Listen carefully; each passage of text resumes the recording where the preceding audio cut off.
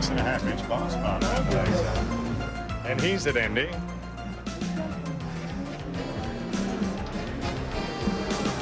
Major League Baseball welcomes you to spring training. The Braves and the Cardinals, Roger Dean Stadium, the site, Jupiter, Florida.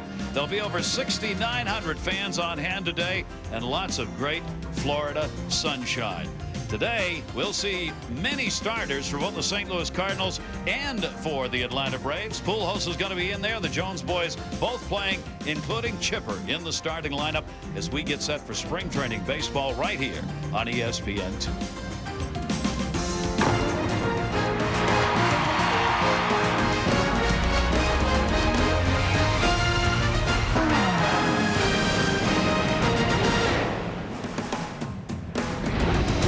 Great to have you with us, everybody. It's a beautiful sky, and Miller High Life is proud to bring you spring training baseball here on ESPN2. The St. Louis Cardinals and the Braves meeting for the second consecutive day. The Cardinals yesterday shut out Atlanta by a score of 2-0 here at Roger Dean Stadium. Unusual spring training game when they go back-to-back, and we are ready to get it on. Great to have you with us, everybody. Hello, Gary Thorne and Jeff Brantley here as we bring you this game that's midway through. We're getting close to cut time now for these two teams. So guys who are on the bubble, these games all of a sudden become very important and interesting in today's game. Clubs that made a deal, big deal in the offseason. Well, it was a big deal. You talk about the Atlanta Braves, and all you think about is pitching, pitching, pitching. Well, now they take some of that pitching, especially their young pitching. They send it to St. Louis and get back J.D. Drew. Now that they've lost Gary Sheffield, they've got to have some type of power in that right field spot to replace a bat like Gary Sheffield in that lineup. That is J.D. Drew's responsibility, not only from the offensive side, but from the defensive side. There's going to be a little pressure that goes with it. Hopefully, the Jones boys can take care of him and help him out a little bit and get into that transition. He's hoping to have a rebirth, really, of his career. Somebody who's had a career already, and it's oh so young. Albert Pujols will be in the lineup for the Cardinals. JD, it's said that along with Vladimir Guerrero, maybe the two best baseball players right now in the game. When you talk about an offensive powerhouse, this guy is as good as it comes. Albert Pujols, he can hit any pitch, anywhere, anytime, out of the ballpark. The one thing that we'll see this year with Albert Pujols and the St. Louis Cardinals is the fact that Albert is going to be playing first base. They brought in Will Clark. The old San Francisco Giant was always great at first base to teach him the intricacies of playing first base. When you're playing one position, that may mean that his offense is even better than it has been in the past. Look out for that. That's not possible. If he has better offense, the National League better look out with the numbers he put up. We'll be telling you about those. And we'll have a chance as we move along in this spring training game, not only to talk about the Cardinals and the Braves and what's going to be going on there, but also we'll have a chance to talk to the managers. Bobby Cox will be joining us live later on in the game. So will Tony La Russa of the St. Louis Cardinals. And the Brave New World. We'll take a look at the players who are no longer with Atlanta and some big names who are now playing in other cities. And how about going to the Hall of Fame? If you're Dennis Eckersley, one of the great relievers all time, what have you got to do to get your plaque? We're going to talk about that. It's all coming up when we come back to Jupiter. And just turn those a little more, will you? ESPN2 Spring Training Baseball presented by Miller High Life. Miller High Life. To live simply, proudly, boldly, manly. This is the High Life. And in part by La Quinta. Now get in on our Spring Fever special. For reservations, go to lq.com. And an innovative tool for every project, Craftsman, available at Sears. Welcome back, everybody, here at Roger Dean Stadium in Jupiter. 81 degrees game time, some high clouds, beautiful day, wind blowing from right to left and blowing pretty good as we get set to go with the Braves and Cardinals.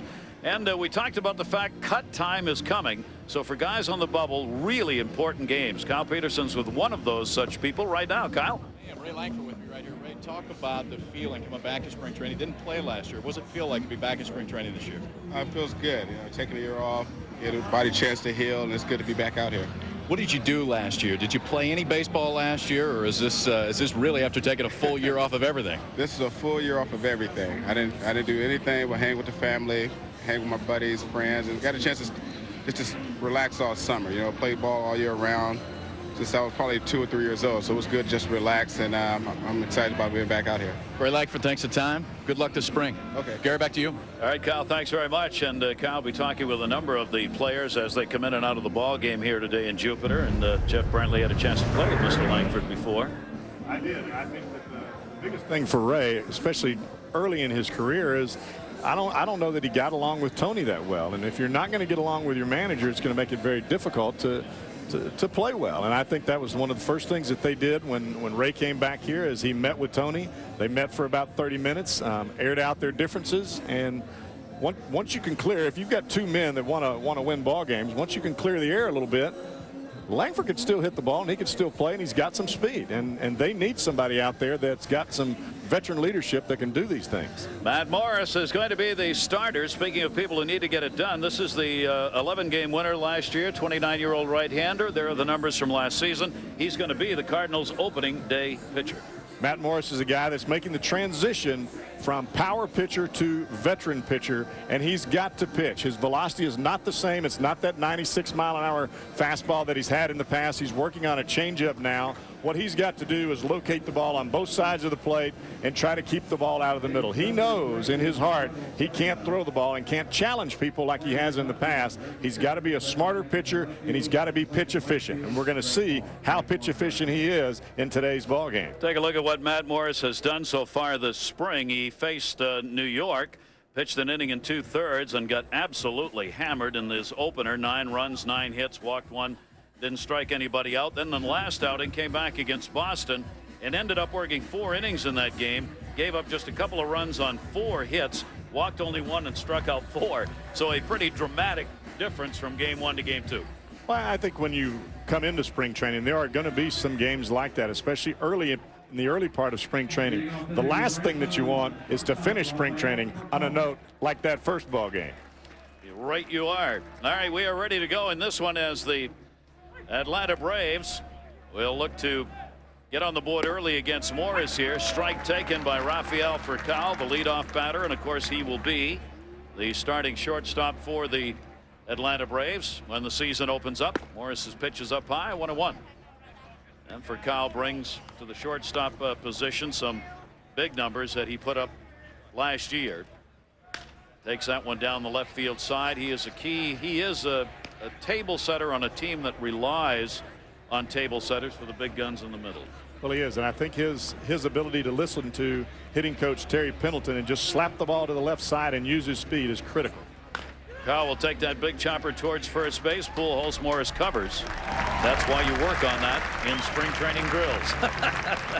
That is one of the most common drills you see in Florida spring training camps. Take a look defensively at how they line up today for the Cardinals. You start looking out there at that defense for the Cardinals, and there are a lot of guys that can catch the ball. The biggest thing for the Cardinals this year has got to be pitching. If they can pitch and finish up ball games, this club is going to be tough to deal with. That one is going to be taken. Jorge Valendia, a non-roster player for this team, invited late. Valendia is in for Brian Giles, who will be the starting second baseman. Giles was a late scratch. He had been in the lineup and scheduled to go at second base as a starter today, but Valendia is going to get the opportunity, and Giles is out, and we're not sure why. Valendia's been given a chance. He's hitting .385 here this spring. Played in 9 games. He's gotten 17 at bats, 4 RBIs. So he's done pretty well here in spring training. Fouls that one off. Morris's fastball away, 1-2. Well, both Valendia and Jesse Garcia having an opportunity to make this Braves ball club, but it's going to be as a utility infielder. You've got to have somebody that can back up your other infielders, but you've got to be able to do it and swing the bat. Got fooled on that one and just protects the plate and fouls it back. Those are the battles that are going on right now for the Atlanta Braves. Garcia looks like he's got a pretty good shot at getting a position on this ball club because he can play a number of positions, which Bobby Cox says is absolutely necessary. That one hit the center field on the run with that wind blowing towards left. It'll be hauled in. Taguchi out there back on it. That wind is going to hold up balls that are hit to right or center, because it is really whistling out towards left field. Well, we're also going to see balls that are hit into the left field corner, actually from left center field over. Anything that's popped up, you see, look, if it looks like the left fielder's camped under it, you can forget about it. Spring training wins are common. Chipper Jones, first ball hitting to second base. Bohart is up with it, makes the play to Pujols, and a good inning for Morris as he sets the side down in order. 1, 2, 3. Coming up, we'll see what's up in the St. Louis Cardinals lineup. We go to the bottom half of the first inning. This is the Cardinals' home spring training site, so they obviously the last wraps here. And let's take a look at the starting lineup for the St. Louis Cardinals. Taguchi's going to get a shot center field. Reggie Sanders is going to get a shot. Pujols, Vaughn, Roland, Renteria, Matheny, Hart, and Morris, the 9 for the Cardinals.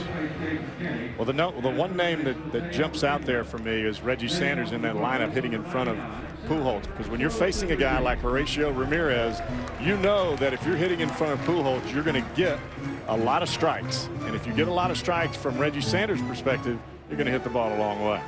What a season this youngster had. 22 years old, 12-4 last year, and they expect even more out of him. First ball hit into left field, base hit. So Taguchi is on with a single on the first pitch thrown by Ramirez. He was sitting for that opening pitch fastball. He got it, and he is on at first base. They like the way he has played this spring, and whether or not he's going to get a shot at it remains to be seen, but he certainly is going to get some more playing time. He's hitting .333 coming into today's game. Taguchi on at first base. That'll bring up Reggie Sanders. That gets away on the throw over by Ramirez. Taguchi's going to go all the way to third. Franco chasing it down deep in foul territory. That'll be a two-base error. Well, that didn't take long. One pitch and one throw to first base, and you got a runner at third on a single.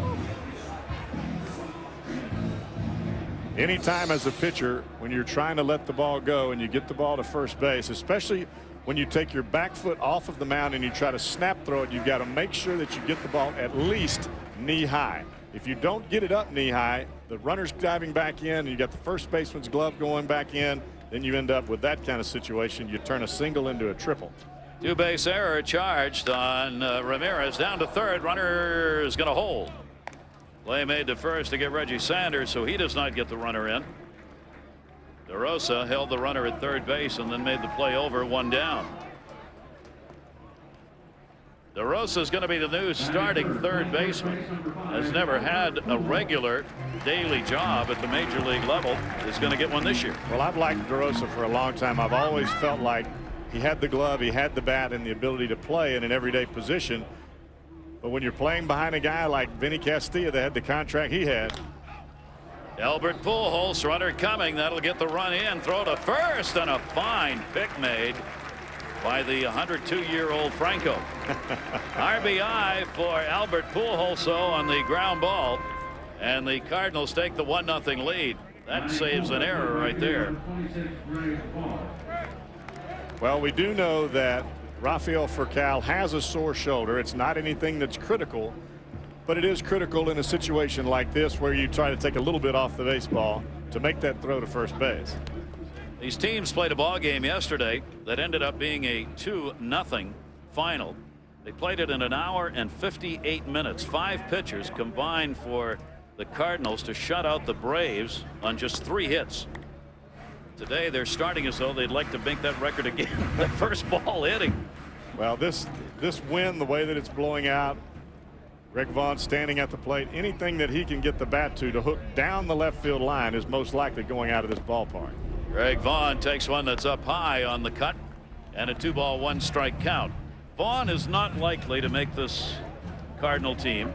A veteran player trying to get some showtime here in spring training, so that if this club's not interested, maybe somebody else. Hitting only 167 in the at-bats he's had this spring training for Vaughn. He's gone a couple of hits and 12 at-bats. So Vaughn will be hoping somebody may have a need. That one's going to be held on to off the foul tip, and the count goes to 2 balls and 2 strikes. Run in here in the first inning for the Cardinals. The problem that you have, Gary, as a veteran ball player trying to make a club is strikeouts. If you strike out a lot, then your production is not going to be very well. And really, as a veteran manager, you don't want that. You'd rather go with a guy that's got a chance. And he has struck out 7 times, which is second most for the Cardinals here this spring. J.D. Drew, what are you doing in an Atlanta uniform? When we come back, we'll talk about it. Cardinals up 1-0. J.D. Drew is standing in at the plate, and his first pitch is hit down the line and just foul. Well, we said, what is J.D. Drew doing in an Atlanta uniform? What he's doing is hitting the canuggles out of the baseball. Wow. He is the hottest hitter right now in spring training baseball. 667. He's just pounding the ball with 5 home runs and 14 RBIs, leading all the spring players here in Florida. I don't think there's ever been any doubt that J.D. Drew had the physical ability to swing the bat and put up power numbers. The doubt is, can he play 145, 150 ball games out there in the outfield? We haven't seen that. We haven't seen it yet. Does he want to? Well, that is the key. He takes strike 3. Morris gets his first K. But I will say this, Gary, if J.D. Drew plays 125 ball games in right field for the Atlanta Braves, they got no chance. They got to have him out there. He may. He's got a great attitude going right now. Morris, the 29-year-old, has retired the first 4 Atlanta Braves that he's faced. Here is Andrew Jones, their Gold Glove center fielder on this Atlanta team that last year, despite Gold Gloves and center, didn't play very well defensively overall. Finished 13th in the league in fielding percentage. The Cardinals were on top in that department, and that's something the Braves have got to tighten up on this year. Hit hard, that's going to be a base hit. Andrew Jones is on with a 1-out single here in the second inning. Julio Franco is coming up. We've got him mic'd. He is wired today. Julio.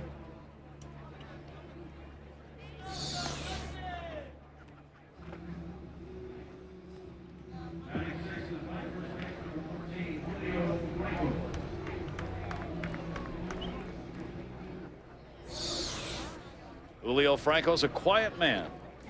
Used to be a TV show about him, the quiet man. Even when he talks, you can't hear it. Nice little whisper there. Julio Franco is joking about his age. He's going to have a base hit off the glove of Renteria. Going over to third. Andrew Jones, the throw's not going to be in time. Down to second. The throw's in time. They got him. Julio Franco, the 45-year-old, gets a base hit, but is thrown out on the play that went from Vaughn in left field to Rowland down to hard.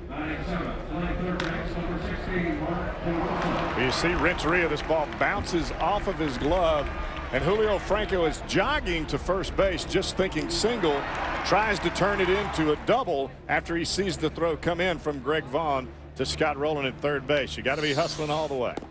So that's a big out, obviously. 2 down now with a runner at third base, and Mark DeRosa gets the opportunity to bring him home. Franco trying to extend that base hit.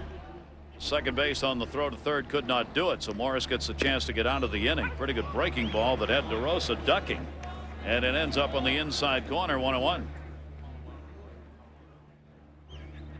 Ryan Dreckman working the plate. Angel Hernandez, Troy Fullwood, and Dusty Denkinger are the umpires working today's game. A 2-ball 1-strike count with 2 away. Runner off third, and that sweeper's outside. I was talking to Terry Pendleton before the ball game about Mark DeRosa. He's got a very quick bat inside, and when you know that you have a quick bat inside, you tend to concentrate on that just a little bit too much. If DeRosa can just go out there and know that he can handle the ball inside and just look for the ball out over the plate, he's going to be fine. Batting only 174, 4 hits and 23 at bats this spring. He will get a walk there. So he is on at first base. Runners at first and third now with 2 down here in the second inning. The Cardinals with a 1-0 lead, and that'll bring up another new entrant into the starting lineup for the Atlanta Braves this year, and that's the catching position with Javi Lopez gone. Johnny Estrada is going to be behind the plate. Well, I can tell you the Atlanta Braves pitchers are going to love this kid. I was down on the field while he was taking batting practice, watching his eyes. Eyes tell you everything. Concentration, seriousness. Even in a situation where he's playing today, this is how serious this kid is. Leo Mazzoni didn't have a catcher in the bullpen, and one of the pitchers was getting work. Johnny took his stuff and ran down to the bullpen and started catching, and that's not even his job. Estrada had been in the Philadelphia organization where he played some with the Phillies, but most of his pro career has been at the minors. 115 major league games, 231 career average. He played only 16 games with the Atlanta Ball Club last year. You saw the AAA numbers where he spent most of the year, and they were solid. A chopper up the middle. Morris tried to get it, missed it, and a run in. Estrada gets the RBI. Andrew Jones scores. He has a throw to third off the mark. They will not pick up. DeRosa moves over to third base. Estrada the RBI in a 1-1 game. Let's go back to Estrada just for a moment. You're playing behind a guy like Mike Lieberthal when you're in Philadelphia. Lieberthal with a long-term contract. As we see Estrada stay right on this ball and just try to drive it right back up the middle to get the run in. Then he comes to Atlanta in the trade, and he's got to play behind Javi Lopez, who at the time had a big contract. Well, now he's getting his time to play, and I guarantee you this kid is going to make the most of it. It is a very obviously big opportunity for him, and it's his job. That's where he'll be behind the plate in the starting lineup. Runners now at first and third, 2 down. A 2-out hit by Estrada gets the RBI, and Horatio Ramirez, the pitcher up, left-handed hitter against Morris, takes the strike, and it goes to 0-2. So Morris had a chance to get out of this after he got that out on Franco at second base, runner at third, and 2 down. But the walk to DeRosa and the single by Estrada have kept the inning alive and tied the ball game up. 1 strikeout for Morris, 72 wins, 42 losses in his career. And getting ready to set starting pitcher opening day. Breaking ball and misses inside, and the count goes to 2-2. And that's what Matt Morris is working on right now, is a cutter, trying to get the ball in on these left-handed hitters so that he can use his curveball and his changeup away. That roller is going to be foul and off the foot. Morris will be opening up against Milwaukee, as the Cardinals will have a 4-game homestand against the Brew Crew to open up the season. And Matt Morris, Tony La Russa early on said Morris is going to be the opener for that starting game against the Brewers. 2-2 delivery, reached for and fouled back into the screen, stays at 2-2.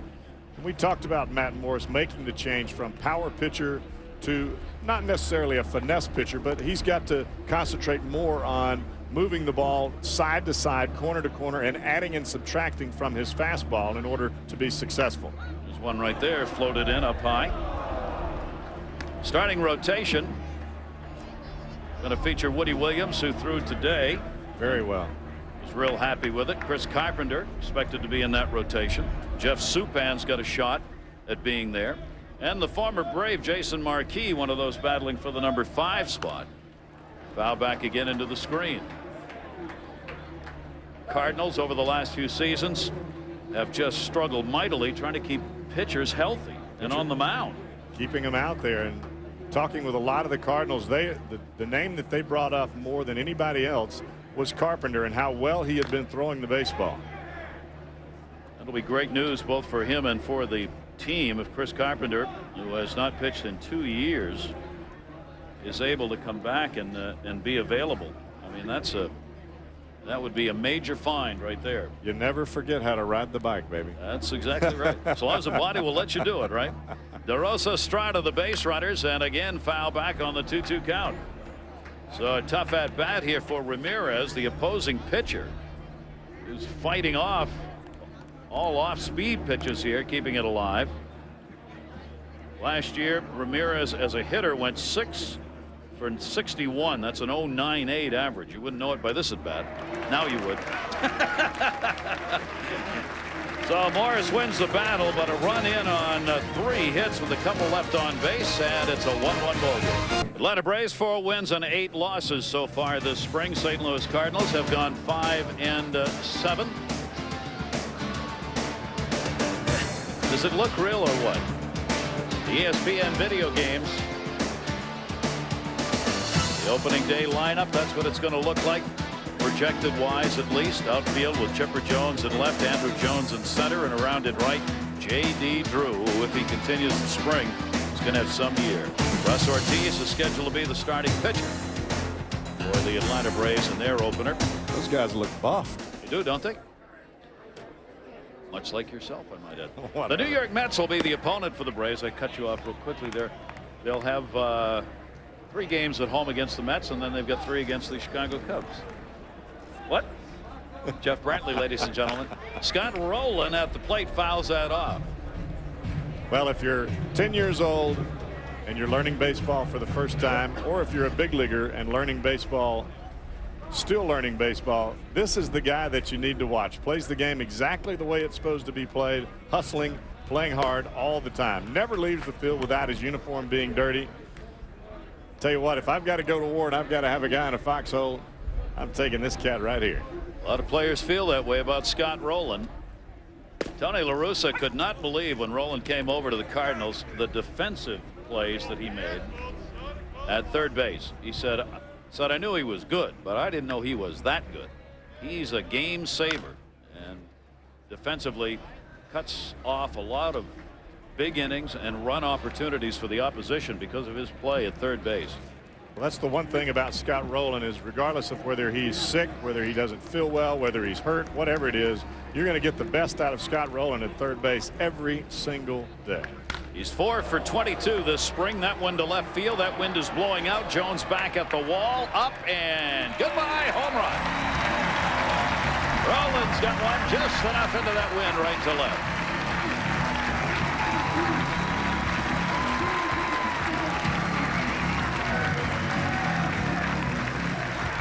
By the way, did we mention he can hit a little bit? He has power. He does have power. His first spring training home run of the season. Scott Rowland. So the Cardinals.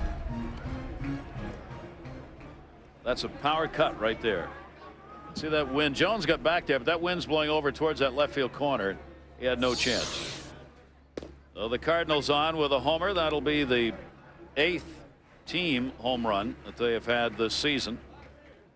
And the first for Rowland. Edgar Renteria, the shortstop for the Cardinals, fouls that one off, and the count goes to 2 strikes quickly from Horatio Ramirez. This is going to be a very interesting year for Tony La Russa in his lineup movement. He's got a lot of guys that he can hit in that second hole, whether he's going to hit Sanders there, whether he's going to hit Bohart, or whether he's going to hit this man, Edgar Renteria. 0-2 delivery showed him one outside. 1 ball, 2 strike count. The one thing that you do want hitting in the second hole is to be able to move runners and get them in scoring position for guys like Pujols and Rowland and Jim Edmonds. Renteria chopper, that to short. Rafael Facal's got it. Cannon arm, and he's retired. J.D. Drew's come out of the ball game, and Kyle Peterson has found him. Kyle. Guys, new Brave right fielder J.D. Drew. J.D., tell us what it feels like to put that Braves uniform on today, go against your old teammates. I guess that'd be the different part about it, you know, facing Matty Moe in the game instead of in inter squads and things like that makes it a lot different, but definitely a good feeling.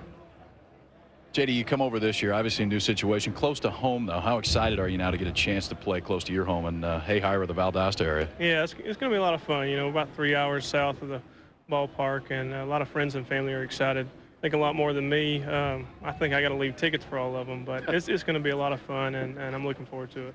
No at-bats last year in spring training. This year having an awesome spring training, as good as anybody in camp. I mean, how's it feel this year to have a full spring training going into the season healthy again? Yeah, just working on taking it a day at a time, at bat at a time, and things are working well. He was able to hit a lot before spring training coming in, and that really paid off. I think that's where I found my swing and found a good groove, and came into spring training trying to apply some things, and it's working out well.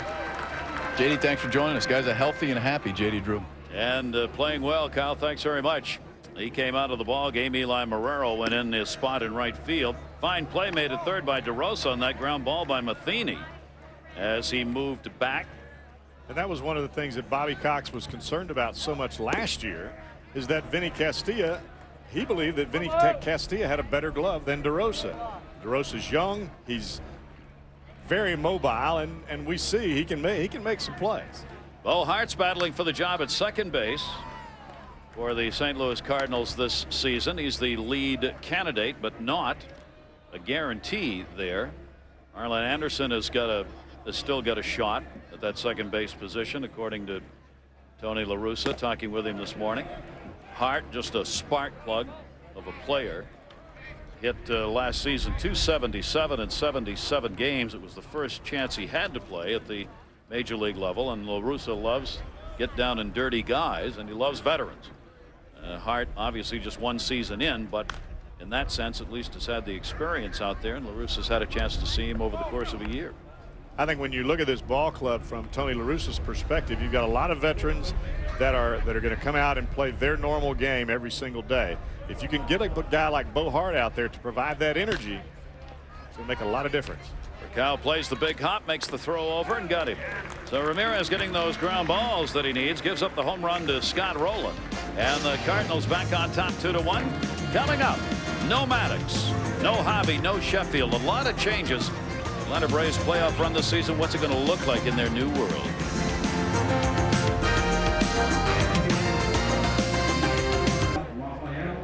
First ballot Hall of Fame inductee, 1985, Lou Brock, one of the game's great players. .293 career average for the fantastic St. Louis Cardinal base stealer, and one of the nicest guys you'll ever want to meet. 938 stolen bases. I asked him this morning, is still stealing them? He says, yes, I am.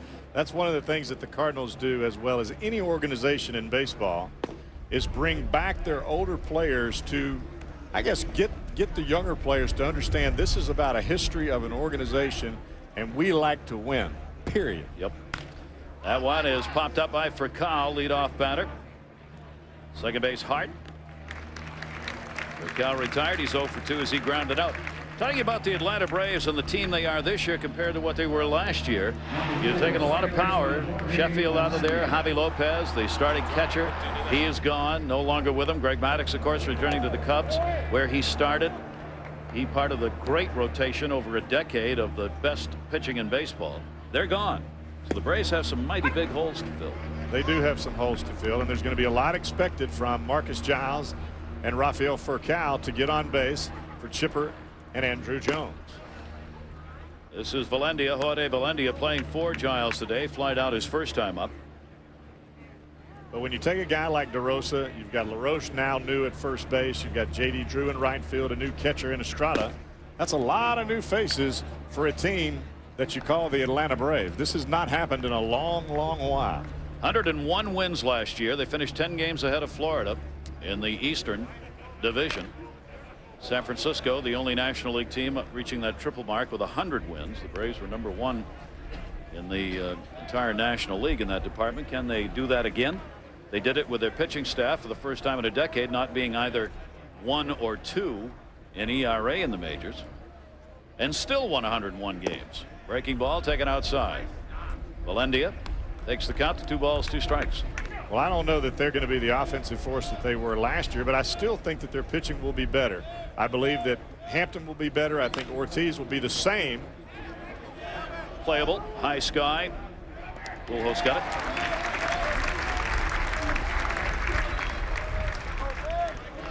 There's what you got. And that is what you have. And the one thing that you still have in that Atlanta Brave bullpen is John Smoltz, and he's pretty much automatic. If you can get your starting pitchers to the 6th inning and get some semblance of transition and get the ball to John Smoltz as many times as possible, you're going to win a lot of ball games. Smoltz threw on Saturday. He pitched an inning, retired 3 Yankees that he faced. 4 operations on the elbow in 2 days at the end of last season's playoff year. So John Smoltz coming back, and everything looks fine. Grounded down towards first. Nice play. Pujols again on the cover. Touchdown. A little love pass into the end zone. And Chipper Jones is retired. Pujols and Morris smiling. They've had a couple of pretty good plays over there in the first 3. Matt Morris is going to take his turn at the plate. And we'll go to the top of the order for the Cardinals as we go to the bottom half of the 3rd inning. A 2-1 Cardinal lead. Morris fouls it back. Matt Morris, 192 rather, for an average last year. He garnered 10 hits on the year, including a homer, 3 RBIs, a couple of doubles. He'll take his cuts. Horacio Ramirez, the 22-year-old left-hander, on the mound for the Atlanta Braves, and a 2-strike count on the opposing pitcher. About 6,900 on hand here today in Jupiter, Florida. Strung him out. That'll be the second strikeout for Ramirez. 1 away. So Taguchi coming up, delivered a single. Taguchi working in center field today. Jim Edmonds, shoulder surgery. Question whether when he's going to be able to get back. And Kyle, where are you? We're down in the dugout, and Jim talked to us today the first day he took some swings against Woody Williams. How'd you feel, and how did Woody look? I felt pretty good. I've been coming along pretty well, and just getting ready to play. Hopefully, maybe Wednesday or Thursday. And I felt pretty good until Woody carved me up, made me look pretty bad. And he looked really good today, as good as I've ever seen him throw. We were talking about this before. You don't know exactly when this happened. How difficult is it to try to come back from an injury if you don't really know how it happened? Well, it was one of those things in the offseason. I just wasn't getting any better, and I had them look at it, and they said, hopefully it gets a little bit better. And then it got to a point where I had to make a decision, and he needed to clean up the joint a little bit, and we went from there. And luckily, I got it early enough where I can be ready for opening day, and I'm going to still get some games in down here, so I should be okay. You talked about being ready for opening day. How many games do you think you need down here to be as ready as you can once the season starts? Well, I think I need as many as I can get in. I mean, there's no question that you need to play games down here and get ready to go. But the most important thing for me right now is to be ready to actually play in a game. And I'm pretty close right now, and hopefully Wednesday I can get in there. Perfect. Jim Edmonds, thanks for joining us. Guys, back to you. Kyle, thanks very much. It's been interesting. There's been a little pushing, pulling going on between Tony La Russa and Edmonds in the press and in a couple of private meetings Tony's had with him. La Russa wants him back in the lineup sooner than Jim Edmonds felt he wanted to come back. Edmonds thought he could wait till the last week of spring training maybe and be ready to go. La Russa said, you got to get in there much earlier than that, at least a couple of weeks. So they kind of set Wednesday. That one drilled to left field. Reggie Sanders way back. See ya. Goodbye. He joins Scott Rowland of the Cardinals in homers today. Well, this is what I was talking about earlier, Gary, that anytime that you take a guy like Reggie Sanders, who can definitely turn on a fastball, he hits strikes very well, but he does have a propensity to chase the ball out of the strike zone. You place him in front of a guy like Albert Pujols, you know that they're going to try to get ahead of him. A guy with the strength of Reggie Sanders, he's got an opportunity to do that many times. He got extension on that one, didn't he? Ooh, big time cut. So a couple of home runs off Ramirez here today, and the Cardinals take a 3-1 lead. That's 3 home runs on the spring now for Reggie Sanders, who's hitting over 370. And that one's a base hit. Pujols spanks that one up the middle. And the Cardinal bats alive here with 2 down, a homer and a single after there were 2 away. That's the part about Albert Pujols that makes him so difficult to pitch to. Is you make a changeup, you make a great pitch, you pound him inside, you drop a changeup away from him, and he hits that ball right back up the middle, or he'll get inside one and drive it down the right field line. So you try to change what you're doing to get him out. Next thing you know, he's taking you deep way out of left field. Greg Vaughn. The Cardinals out with 4 hits in the game, a 3-1 lead on the Braves. Pujols on at first base. The league's leading hitter last year, Pujols at .359. Led in runs, led in hits, led in doubles, led in average. That one hit in the air to center field. Jones will drift in under that one. The Gold Glover puts it away. Vaughn is retired. Coming up, speaking of making catches in the outfield, Braves Cardinals, 2 of the best center fielders in baseball. Who might be the best? Andrew, Edmonds, someone else? We'll talk about that. Jeff will weigh in when we come back. Eli's coming, and there he is. Marrero is at the plate. He came in for J.D. Drew, so this will be his first at bat. The former St. Louis Cardinal. Matt Morris working into the 4th inning. That's what both of these managers had hoped to get out of their starters today. 29-year-old Morris has walked none, struck out 2. RBI single by Johnny Estrada in the 2nd inning. The lone run on the board for the Braves. Until that, unless it goes foul, it's foul. It's a long way foul, but it's foul. Marrero can swing the bat. He can play a lot of different positions in the, not only in the infield, but in the outfield. He can play right field. He can play left field, third base, first base. He's the guy that Bobby Cox is really going to enjoy having on his ball club because he can give days off without losing much offensively. Marrero's hit 190 so far. Spring training, no home runs and an RBI. 4 hits in 21 at bats this spring for Eli Marrero. Matt Morris delivers to him. Breaking ball right there. Got him. There's Jeff Brantley was talking about some of that off-speed stuff that's working. 3 strikeouts for him in the game. Want to remind you, college game night's coming up, 7:30 Eastern, 4:30 Pacific. Our crew will preview the NCAA tournament special edition of College Game Night. Don't fill out your brackets until you catch the show. And then NIT first round at 8 o'clock Eastern time. Toledo and Marquette coming up. Everybody had the brackets going around. Cardinals are big on that. It's historical that they have one person who puts the brackets together. And I've got my bracket. I've got my team circled. yeah. Play. Wouldn't be his team from the south, would it? Yeah. Foul back into the screen by Andrew Jones. Well, we said we're going to talk about defensive center fielders. There he is, Andrew Jones. He can chase them down with the best of them. I want a chopper towards the hole. Renteria gets the out.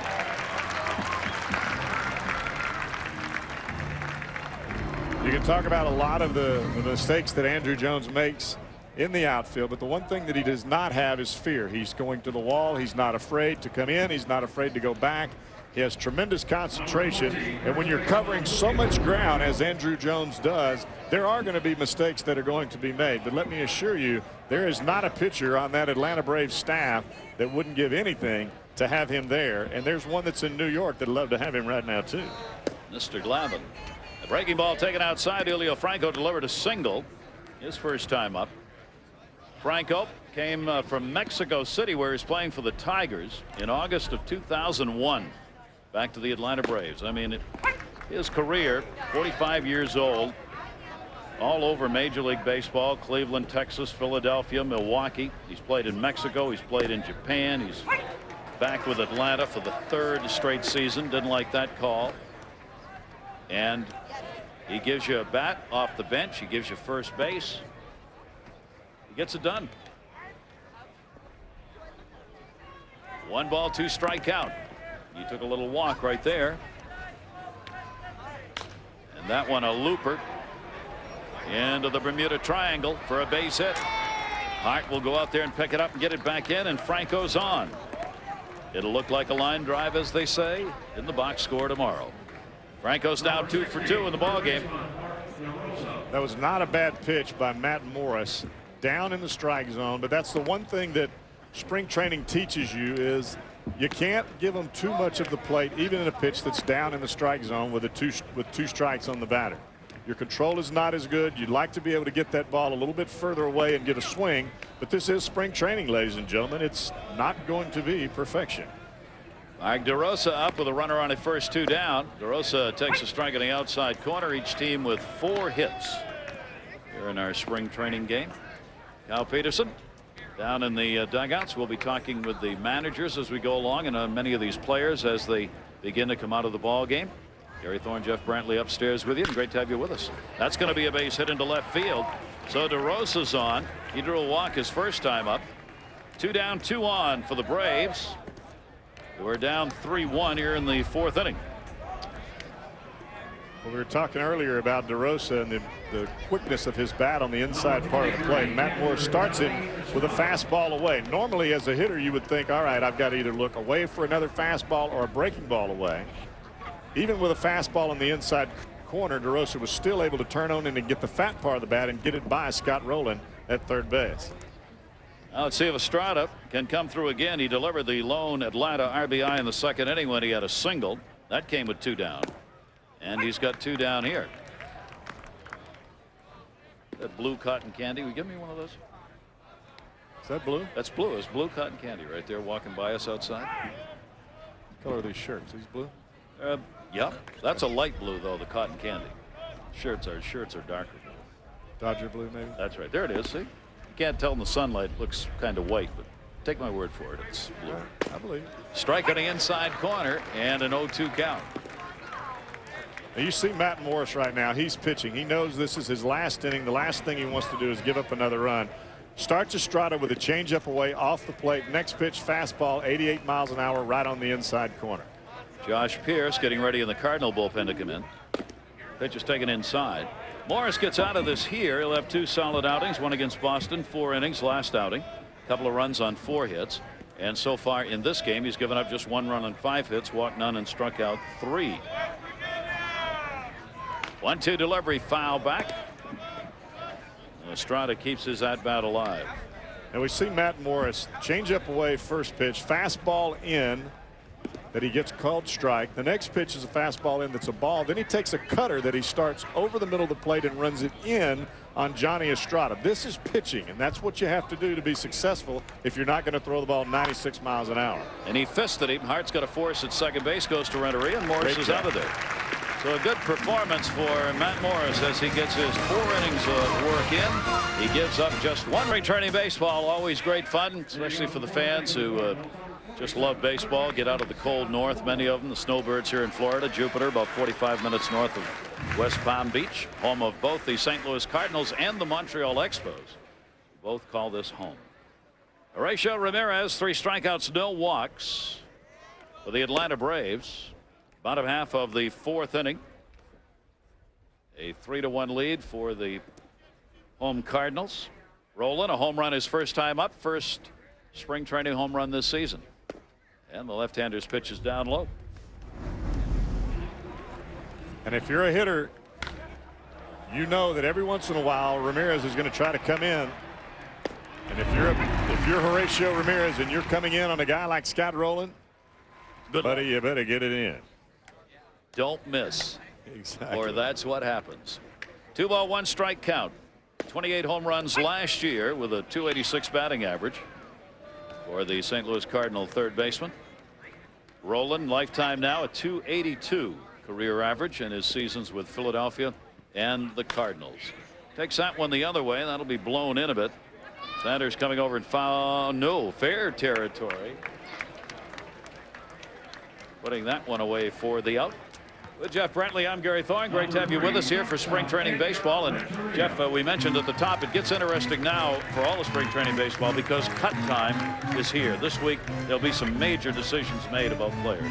Well, there has to be. You've got to be able to get your regulars as much playing time as possible. And as we see with the St. Louis Cardinals, Tony La Russa has got his guys out there a lot. He likes for them to play together instead of splitting it up. But when you're playing together and you've got your team out there, that's really what you're trying to do. Let them play together, let them get used to each other, and then you make your decision on the fringe players on your ball club. That's what will be happening on Wednesday night for the Atlanta Braves, talking with Bobby Cox before the game, and that's when their decisions will start to be made. That to left is going to stay up. Gary Matthews Jr. is there. Renteria is retired. He's 0 for 2. He's grounded out and flied out. 2 down here in the 4th inning.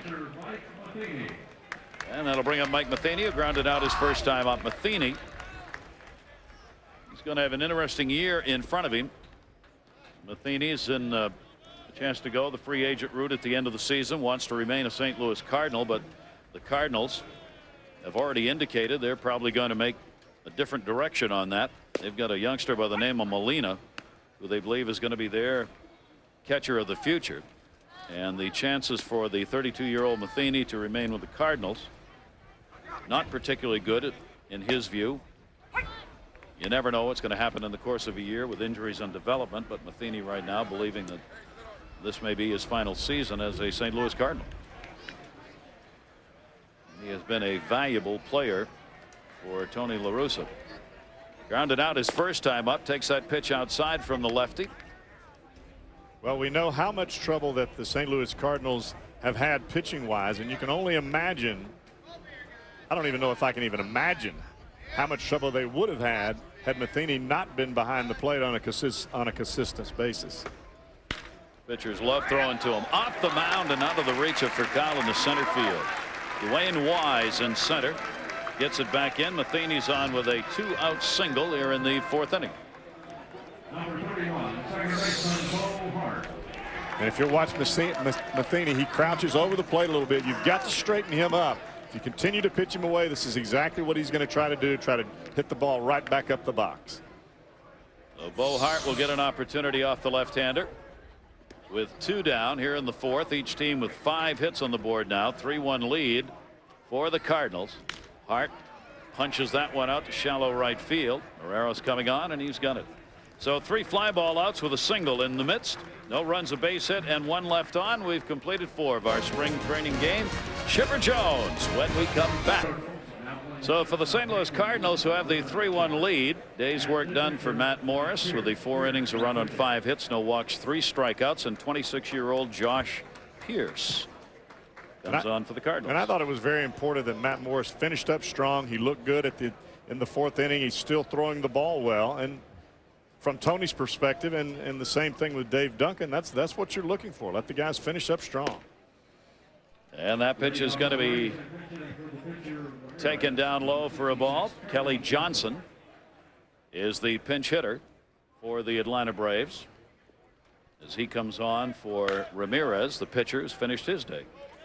And I think if you're Kelly Johnson, you're a guy that the best thing that can happen out of this AB is the fact that Bobby Cox actually gets to see you. That's right. And know that you have a name. 26-year-old right-hander of the Cardinals delivers to him. It's taken outside for a ball. You don't get a lot of chances when you spent 4 pro seasons in A-ball and Gulf Coast League action. And that's exactly what Kelly Johnson has done. Johnson sends that one down the left field line. That one with the wind blowing towards the wall. And that's a fair ball, not caught. More concern, Reggie Sanders getting up is all right. Sanders and Vaughn switched positions right and left field. He crashed into the wall pretty hard for a moment there. I wasn't sure he was going to get up. And still wondering whether he's okay. Well, you can see Reggie Sanders starting to move towards this ball, and that ball just takes off, and Sanders has to really pick it up right there at the end, because that gust of wind blowing out of left field really does something to the baseball. And I know that's why they made that switch. If Vaughn had been out of left field there, we're not even talking about running into the wall right there. Whoa. Forget it. It's a triple. So Kelly Johnson is on third base with the 6th hit picked up by the Braves. They're down 3-1.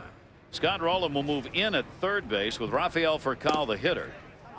And Furcal takes Pierce's delivery down low for a ball. Furcal has popped out and grounded out. Atlanta Braves starting shortstop trying to get an RBI here. The outfield plays him around to left, a slash hitter. Will take outside pitches that way. Pierce misses on that one, and it's 2-0. You got to admit, Gary, that was a great effort by Sanders out there just trying to stay with that baseball. Especially in a spring training game. Ooh, no kidding. Not sure he knew how quickly that wall was coming up on him there. 2-0 count on Rafael Furcal. And he takes the high strike, 3-0. Josh Pierce last season moved all the way from Palm Beach and A-ball up through the Cardinal organization to pitch 7 games with the Cardinals last season. So he went all the way up the ladder. Well, that just goes to show you that the Cardinals throughout their minor league system have absolutely 0 pitching, and that's going to be a problem when you've got to go out and you've got to buy it, and you can't develop it. You got a problem. Baseball's most sought after commodity. Pierce out of Yakima, Washington, and gets that one on the outside corner. Furcal taking all the way, and the count goes to 3 balls and 2 strikes. On at third base, Johnson. 3-1 Cardinal lead. Braves trying to get back in it here in the 5th.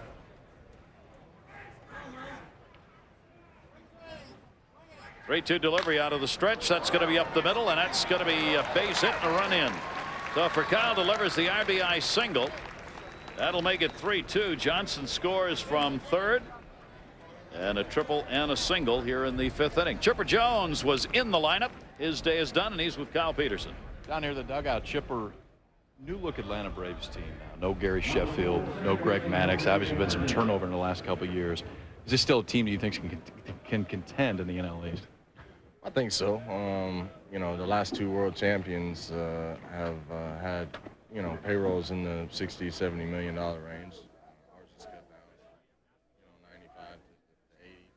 So, you know, I mean, we're still going to be competitive. We got a lot of good competition in our division. It's going to be one of the best divisions in baseball, and we're going to have to play good all season. We're going to have to stay healthy in order to be there at the end. Let's talk golf for a minute. We had quite a match here the other day. A fivesome. Most courses aren't going to let fivesomes on, but your fivesome's a little bit different. Play with Tiger, Annika, John Smoltz, Adam LaRoche. How was that? It was unbelievable. It was one of the best experiences of my life, being able to just go out there and soak up what those guys can do. Tiger, I think, shot 63 and never played the course before, set the course record. And Annika shot 4-5 under herself. So if you can't learn something in 18 holes playing with those two, you might as well give it up, because you're not going to learn. You're not going to get any better teachers than they are. Guys with two sport athlete, Chipper Jones. Back to you guys. Did he play a skins game? I want to know, Kyle. Did he play skins in that? Chipper, they want to know. Any skins game that day? Yeah, but I wasn't in it. Smoltz and Tiger and Annika played skins, and to be honest with you, I'm pretty sure Annika won. She's nails when it comes to skins. Par threes and stuff, she throws it up in there 3 or 4 feet, and she's a solid putter, so she won the most of them. All right, sounds good. Chipper, thanks. Guys. Thanks, Kyle. Thanks, Chipper. Skins game with that group. Just write a check at the beginning. Runners at first and second, and right through the heart wickets. That will score for Kyle. Valendia goes to third, and Gary Matthews in his first at bat. Gary Matthews Jr. on at first base on an error. This has been a tough inning for Bo Hart at second base. Well, you go back to looking at what Bo Hart did with Valandia. He tried to tag him too soon, dropped the baseball, still thinking about it. He gets the ball right back to him, right through the wickets. That's the one thing about playing in the big leagues. You've got to forget about what happened on the play before and concentrate on what's coming next. So the error charge, obviously, on that one to Hart. A run scores. Runners at first and third, or runner goes to third rather. Run in here in the inning. Couple of runs in. That one taken down low. And the ground balls have been tough. I guess double errors have been called on Hart. I thought that first one on Valendia might be a fielder's choice, but I guess not. They've got a couple of errors up there on the board. So runners at first and third, still nobody out. Pitch is taken down low. But this is also a position, if you're sitting in the Cardinal dugout and you're Dave Duncan, you want to see how Josh Pierce handles this situation. You've got 2 errors, got runners at first and second. All you're trying to do right here is get the ball on the ground, try to minimize the damage. Got a 2-0 count. Guerrero struck out his first time up. Misses on that one, and it goes to 2-1. Pierce will definitely be starting at the minor league level, but Dave Duncan and the organization, of course, pitching wise, have to make decisions on where they're going to start and where they might finish. Plan progression sometimes. That's what somebody like Josh Pierce is trying to do. Get recognized. That one on the second base, of course. That'll be handled. Hart's got to know this inning was meant to be his, one way or the other. That may be one of the uglier swings that I've seen in quite some time. That was a wiffle ball bat swing. Wow. And there's one away. Marrero out of there. Here is Wise, Dwayne Wise. He came on to play in center field with Andrew Jones counting out of the lineup in that last inning. Well, Wise can flat out fly. The chances of a double play here are very slim, but you still got to count on a ground ball if you're Josh Pearson. Try to see if you can turn it over. First and third, one down. The Atlanta Braves battling back here, getting this ball game tied up with 2 runs in the 5th inning, and the chance to go on top. Infield double play depth, and they play the left-hander to pull. 1-0 delivery. Dwayne Wise takes that one the other way. Again drifting shy of the warning track this time. Sanders, tag made. Valendia scores. Throw to second, and the runners cross the plate in time. On the attempted move to second base on a tag up, Matthews is out of there. That was a great job by Sanders being aware of Matthews tagging and making a perfect throw to second base on the relay. So the Atlanta Braves have the big inning. We'll take a look at that. The Braves with a big 5th inning, putting 3 runs up, have the 4-3 lead. Reggie Sanders earlier runs into the wall, but this is why Tony La Russa still has his guys out there. Communication. I can hear Renteria screaming at Reggie Sanders. Tag, tag, tag, tag. Sanders makes a perfect throw. Renteria makes a perfect throw to Hart, and you get the out. Luna first at bat, pops that one up behind second base. All right, goes back to Hall. That one is hauled in for the out. We are in the bottom half of the 5th inning. Trey Hodges, a 25-year-old right-hander, is now on the mound. There are the numbers that he put up last season, pitching 52 games, 1 start for the Atlanta Braves. Likely to be working out of that bullpen for the Atlanta Braves again. So Taguchi takes the pitch. He has singled and struck out, leadoff batter. Trey Hodges is a guy that just goes to show you don't have to have overpowering stuff to be successful at the big league level. He's a guy I know that Bobby Cox many times last year, especially with runners in scoring position, he was the one that he felt most comfortable with, bringing him out of the bullpen in crucial situations because he throws strikes not only with his fastball but with his changeup and his breaking ball. 3 pitches that he can control for strikes. That makes for a great situation to get outs in tough situations with runners on base. Good quick fastball right there. Boy, he fooled him on that pitch. And that's a couple of strikeouts that Taguchi has had today, along with a single, and there are quickly 2 down. He'll be out of the bullpen again this year. I think so. I think they've got to have him in that transition period between Hampton and Ortiz and whoever else, Jung Bong, John Thompson, whoever it is that are going to fill out that rotation. He's a guy that can fill a spot for 2 or 3 innings and get that ball to John Smoltz. Nobody on here. Reggie Sanders up a home run in the 3rd inning, his 3rd of spring training, 1 for 2 in the ball game. Horatio Ramirez, the starter for the Atlanta Braves, went 4 innings, 3 runs, 5 hits. He didn't walk anybody, struck out 3, gave up 2 home runs. Scott Rowland and Reggie Sanders had the dingers off him. Pulled the string on that one on an off-speed breaking ball, and it's 1-1. See, this is the part of spring training from a hitter's perspective that's just flat out unfair. The only thing you've seen is a straight fastball off of a pitching machine, and you come out to face a guy like Trey Hodges, and he's snapping breaking balls off right onto the outside corner. I love it. You do. Well, you were a pitcher, so of course you love it. Here's the 1-1 delivery to the non-pitching hitter, and that one lined into left field. That is hauled in. Gary Matthews Jr. Fine play on a sinking line drive. Reggie Sanders is out of there. A 1-2-3 inning for Hodges, and when we come back, we'll talk to Bobby Cox. Welcome back, everybody. Cotton candy and spring training baseball, and it is a 4-3 lead for the Atlanta Braves. Bobby Cox, one of the most successful managers all time, for that matter, moving into 9th place all time in wins now. Bobby, great to see you again. Thanks for joining us here. Line shot up the middle. Is Julio Franco really 102? That's our first question. He's half that, Gary. He's having a great spring. I think that's his 3rd hit today or 2, and it's been doing that all year. So we're very pleased with Julio, and he gets better with age, just like the wine, I guess. What are the major decisions you feel you've got to make here this spring on this ball club? Well, the 5th starter, I think we got 3 or 4 guys vying for that right now, and the utility job, I think, is still sort of open on the team, and we're viewing those right now. And you know, it's a good, solid team, Gary and Jeff. It's a team that's a little bit different from the previous year, but it's loaded with talent. Well, Bobby, I spoke with Paul Bird just the other day, and it seems as though he's a little bit ahead of schedule. Seems as though he feels great, and he's the guy that looks like he could really help you. Paul Bird is throwing the ball extremely well, Jeff. He's not just saying that. He's doing a super job, and let's get Julio safe here. He's coming faster than we anticipated, but we're still going to be a little bit careful with it, and he will rehab early in the minor leagues in April sometime, and should be ready in May at the big league level.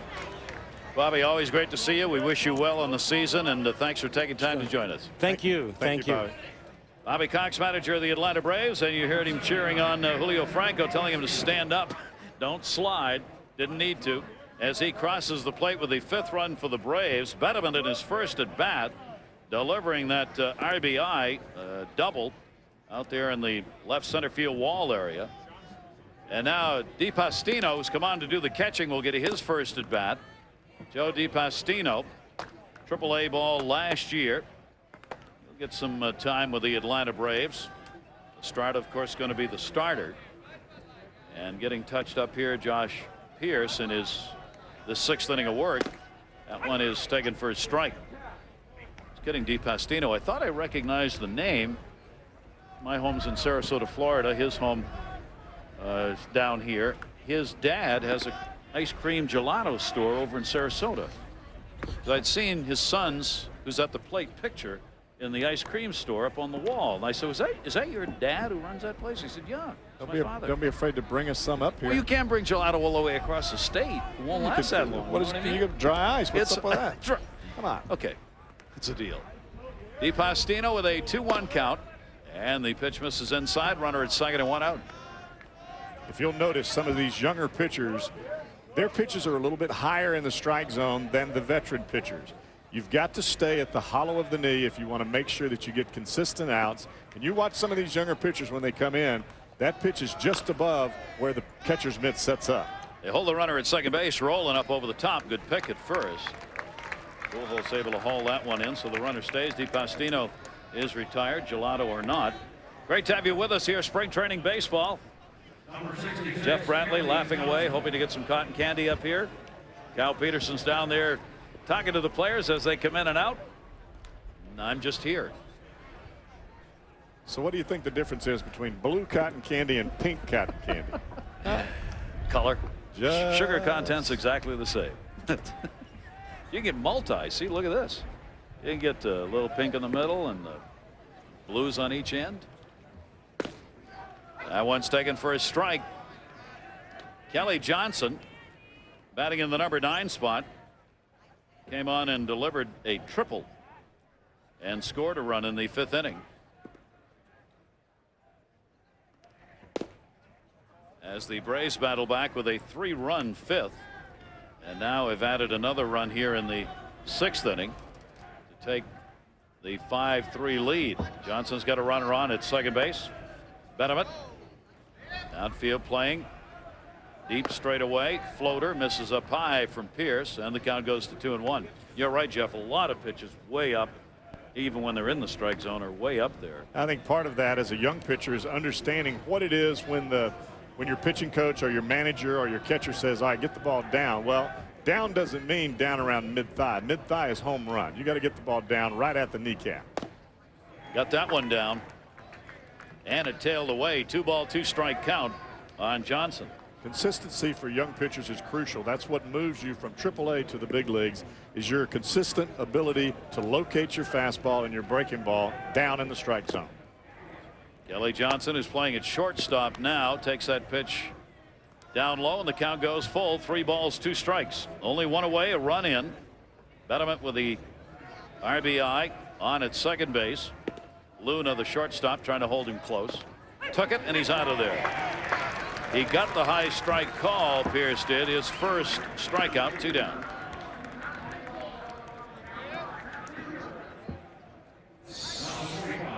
Looks like a breaking ball on the outside part of the plate. Backdoor breaking ball. Catches the plate, but that's not normally a pitch that's called a strike years ago. But now that we have the new strike zone, oh, well, there it is. See you later. Trey Hodges will take an at-bat. Over the last couple of years in particular, we've seen that high strike call much more often. Umpires, of course, have tried to adjust to the full zone, and the high strike, as Jeff said, was one of those pitches rarely called. There it is again right there. Another high strike call, quickly 0-2. But I think what Josh Pierce will find out as he moves to the big league level is throwing those high breaking balls. For the most part, you may get a called third strike like he did there, but for the most part, those balls are going over the fence. Get you in trouble. Down low on that one, 1-2 to Hodges. Hodges on doing the pitching, retired the side in order in the 5th. Second pitcher on for the Atlanta Braves today. We mentioned this Braves pitching staff last year were 9th in the league, unheard of, after being 1st or 2nd for a decade. Played by Albert Pujols. Hodges is retired. But another run in here in the 6th. Albert Pujols, Tony La Russa, St. Louis Cardinals. Welcome back, everybody. The Braves have the 5-3 lead over the Cardinals, and we're delighted to see Tony La Russa and have Tony join us, the manager of these Cardinals. Tony, as we asked Bobby Cox, as you get midway through the spring training session, what's What are the big things left for you to do decision-wise before opening day?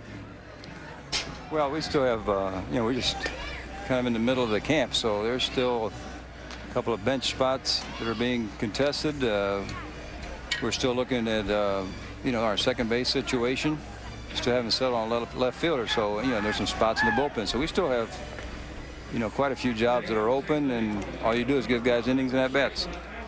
Tony, I know that over the years there have been many places that you've had to change lineups and turn things around, and you've got a lot of talent out there this year. Everybody talks about the pitching and how that can win ball games for you, but to me it's going to be how you structure this lineup, because you've got so many hitters that can play in so many different positions. Well, we have a good everyday club. There's no doubt about it. And the good thing about our situation is that our offensive guys also play defense. And, we try to build some flexibility into the lineup, because you never know who, somebody might get hurt, and all of a sudden if all you have is a group of guys that are playing hitting the same spot, they're not used to moving around. So you try to build some flexibility, especially during spring training. Tony, your situation as manager has been discussed here. What do you want to do? I mean, looking ahead, you going to hang around for a good number of years here? Is it the feeling that you'd like to remain with the Cardinals for time to come? Well, I survived this long following one really simple philosophy, and I never take anything for granted. I mean, it's all about trying to earn the job in the year you're doing it. You don't look I think it's a mistake as a manager to look too far ahead. So I'm mostly trying to do good enough in spring training. I get to opening day, and then I go from there to the All-Star break. So far, you've done pretty well at that, fella. That's a good answer, Tony. Tony, thanks very much. Great seeing you. Okay, guys. Thanks, Tony. Tony La Russa, 9th year with the Cardinals, 26th year managing in Major League Baseball, 7th all-time in wins, 2009 wins as a Major League manager. So that's a pretty good philosophy. Well, he's right in a sense, because I think that from Tony's perspective that it's very difficult as a manager to bring players in and actually tell them the truth. And that's very difficult. And sometimes if you want the respect of your players, you've got to tell them the truth. And sometimes that means telling them you stink and we can't play you in the place we want to play you. You're going to be on the bench. And that's tough. Toughest job they have. Vaughn down to third. Betterman makes the play. Vaughn is retired. Couple of ground ball outs. Hodges gets here in the 6th inning, and there are 2 down. I didn't realize how big Wilson Betterman was until I saw him down in the batting cage. I was talking with Terry Pendleton, and he walked by. All of the reports that you get about Betterman, it always seemed like he was a very thin kid, that he was very small, very similar to Rafael Furcal in height. I just never realized he was as big as he is. This kid is very similar to Cabrera at the Florida Marlins. This is a big young man. He's listed at 6'3", 190 pounds, out of the Dominican Republic. His name has been highly touted for the last 3 seasons. Bitterman playing at third base right now for the Atlanta Braves. 2 down, nobody on. Scott Rowland has had a home run. He has flied out. Cardinals have stayed with their starting lineup, while for the most part, while the Atlanta Braves have shuffled it all and gotten people off the bench in. Every position now has changed for the Braves. A little sweeper that misses outside to Rowland. You watch Scott Rowland as he stands at the plate. Watch his front shoulder. It never moves. Even if the ball is coming up and in right as his chin, his front shoulder stays in, and that's what allows him to drive that ball away. Got jammed on that one. Bitterman will take the hop. Make the sidearm throw over to first base, and a good inning. Trey Hodges retires the side in order. In fact, 6 in a row retired by Hodges coming out of the bullpen. Braves up. The Braves have the 5-3 lead. Julio Franco's had himself a fine day and a very fine spring. He's had 3 hits in this ball game. He was willing to wear the microphone for us. MLB Wired. We'll be talking with him, Kyle will, in just a minute as he's come out of the ball game. Jorge Valendia will lead it off here. Valendia takes that high strike. Cal Eldred has come out of the bullpen now, the 3rd Cardinal pitcher. And Cal Eldred last year for this St. Louis Cardinal ball club really saved them early in the season when Isringhausen was on the DL with some arm problems, because he came in a guy that nobody expected anything from because of his surgeries and the arm problems that he'd had in the past, and he really picked up this St. Louis Cardinal pitching staff from a bullpen perspective. We are supposed to see Isringhausen, who's having a solid spring today as well. He's due to work an inning in this game. But absolutely true. Eldred really made an enormous difference for this Cardinal team that ended up 3 games out behind the division champions, winning 85 and losing 77 last year. Had a reach for that, fouled it off. Valendia keeps it at 2 balls and 2 strikes. Valendia reached on a fielder's choice, scored in the 5th inning. Well, actually, that was changed to an error. Apologize. One of 2 errors charged in that inning to Bo Hart. That's why you do this in pencil. Scoring. That one's down low. 3 ball, 2 strike count. Spring training scorebooks almost worthless. You know that? Time you get to the 7th inning, you're not quite sure. That one misses down low. He walked him. Julio Franco going to get a chance to meet him up close here. Let's listen in. Ball's high. Cuando yo hablé, el wheelchair me empuja. Seguro, el wheelchair. Water. Water. They riding a dead horse, man. I'm not that old. I don't need a wheelbarrow. That was the interpretation. Let's find out for sure. Kyle? Julio, we just heard what you were saying to Freddie when you were coming around second base. I'm not that old. I don't need a wheelchair. Is that about what it sounded like? No, I told him when I turn to third base, make sure you have a wheelchair so you can push me on plate. Hold it now. All right. First year in the big leagues, 83. 6 teams. Been in the big leagues now 21 years. How you feeling coming into spring training this year? You look pretty good. I feel great. I mean, I worked my butt off in the season. I did all I was supposed to do, and now it's paying off. I feel great. I hope God's given me the strength and the ability to continue playing. Some good years with the Braves so far. A different look Braves team this year. Is this a team that's going to have to rely on their offense a little bit more than maybe you have in the past? Well, no, I don't think so. I mean, we got a good ball club. I mean, JD is hitting the ball well, and we got a good pitching staff. And it's like last year. Everybody didn't pick us to win, and, you know, we won. I think we're going to do everything to win. I mean, it's a great organization, and they always find the pieces of the puzzle. Okay, Julio Franco, thanks for joining us. Gary? Great guy. You can just see the smile never goes away. And why would it? 45, still playing Major League Baseball? Mercy. Gary Matthews takes the pitch inside. Runner on at first base. Eldred takes the count 2-2. Been had a lot of walks in this game. Pretty good control by the pitchers. Eldred, the first walk given up by the 3 Cardinal pitchers. None surrendered by Ramirez, the Atlanta starter, and Trey Hodges, who is still in there. Runner goes. Swung on a miss. Throw through is there. See ya. Then he put that one right on the money. Strike him out. Throw him out. Double play.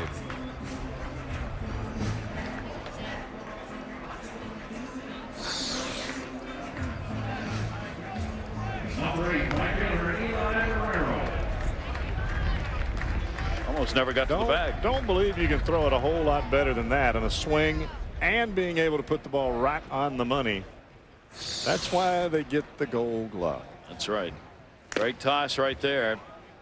So quickly 2 down after that leadoff walk eliminated on the 2-2 runner going, and Matthews the strikeout victim on it. Marrero at the plate. Eli Marrero takes a breaking ball for his strike. He has struck out and popped out in the ball game. A couple of at bats playing in right field. J.D. Drew took only 1 at bat today in the spring training game and then came out of there. The 0-2 delivery on the way. Went after the high one, chopped it to short. Luna now gets by at first on Gall, who came on to play first base, and down to second base on the throwing error is Marrero.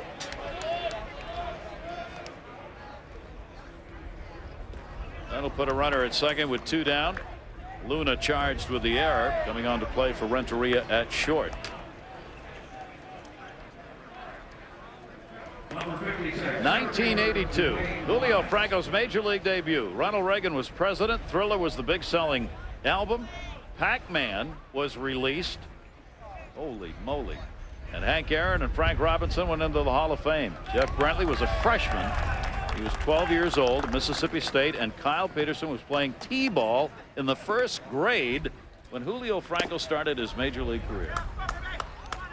So you mean Kyle is that much younger than I am? I wasn't going to say that. What's up with that? You pointed that out, not me. Dwayne Wise is at the plate. Well, you were very, very young at college. You know. Remember that. You were young. I was advanced for my age. You were advanced. I can't help it if I had speed courses in my college degree. And I've continued to say that about you, that you're advanced for your age. Not advancing in age, advanced for your age. Dwayne Wise, T-ball, yes. Wicked jam shot right there. Hart makes the play over to first base. That'll do it. No runs, no hits, an error. Base runner left on. It's 7th inning stretch time in Jupiter, Florida. The Braves lead it, but then settle back in. 7th inning stretch time, Jupiter, Florida. Our spring training baseball brought to you by Miller High Life. Great to have you with us as the Atlanta Braves, after falling behind early, have taken a 5-3 lead over the St. Louis Cardinals. Antonio Alfonseca, one of the setup men for the Atlanta Braves. On the mound, Hodges a solid 2 innings in relief, struck out only 1. Kerry Robinson gets his first at bat. There's Antonio Alfonseca. Robinson battling for a job. He's got great speed. He's on. He'll make a turn and go to second base. Wise in to get it. The throw not in time.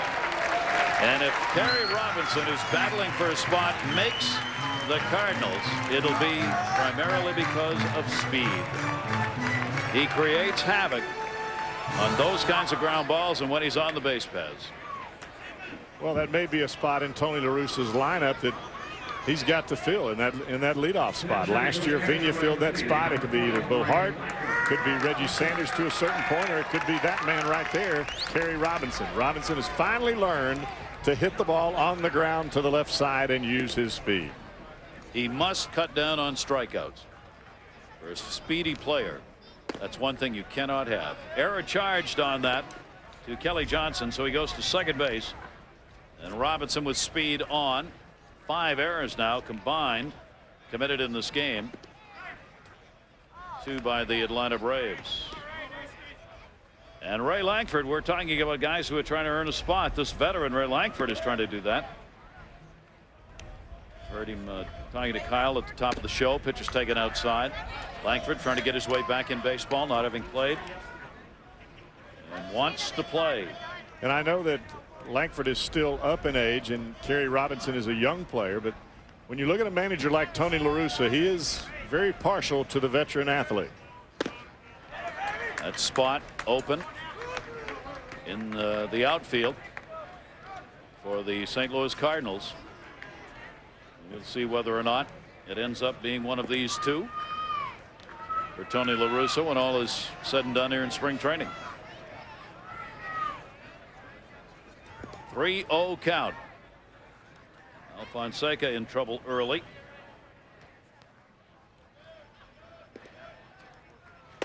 And taking all the way in for strike 3 and 1.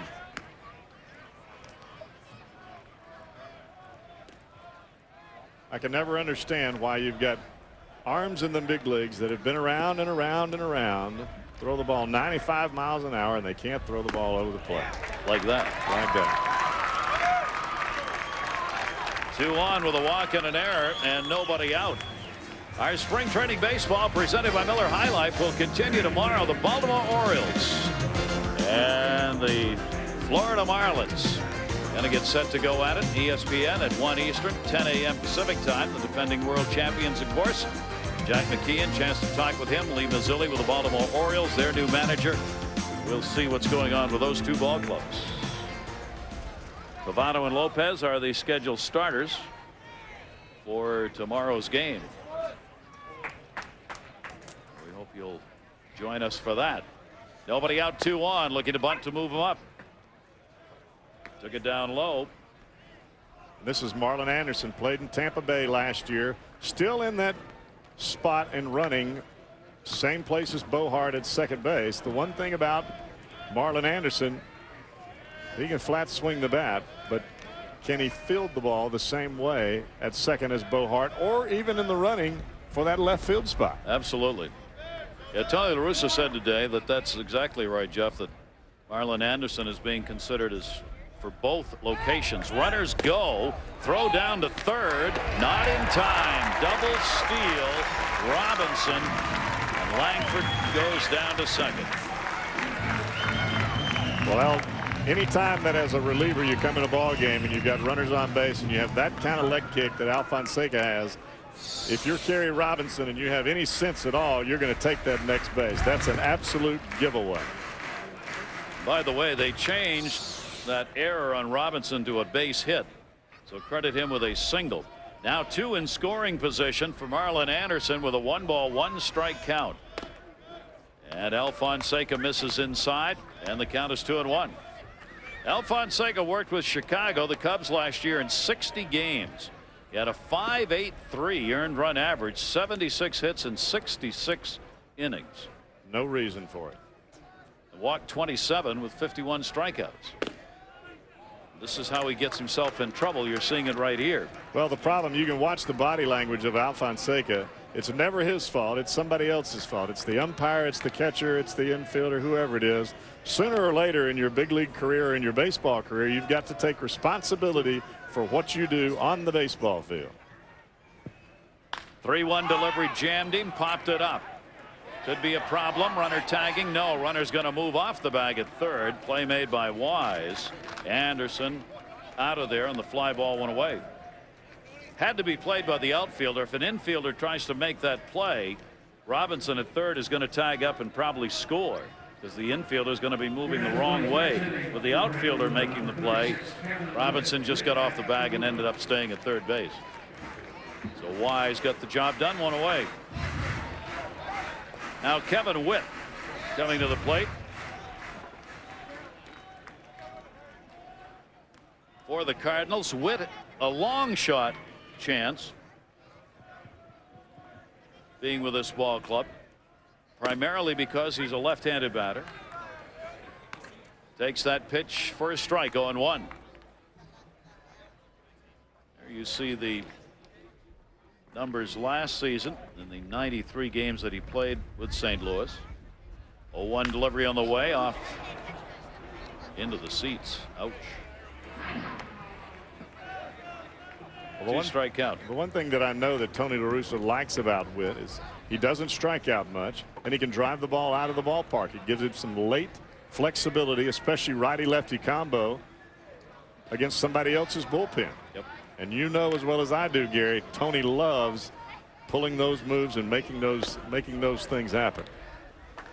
Wants to have options. Tony La Russa likes options about as much as any manager in baseball. So he really likes to have people who are on that bench that he can get it done with. Witt playing in AAA ball, Toledo with the Detroit organization, and with Detroit part of the season. Grounds out on this one.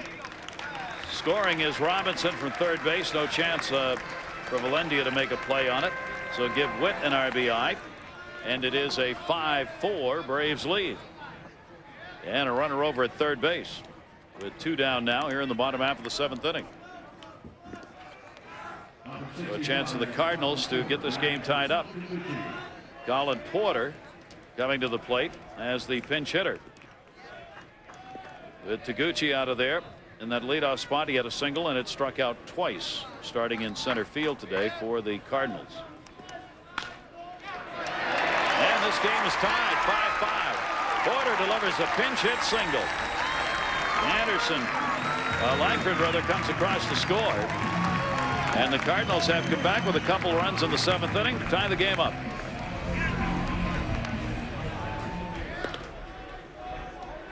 So the bench getting it done for the St. Louis Cardinals here late in the game.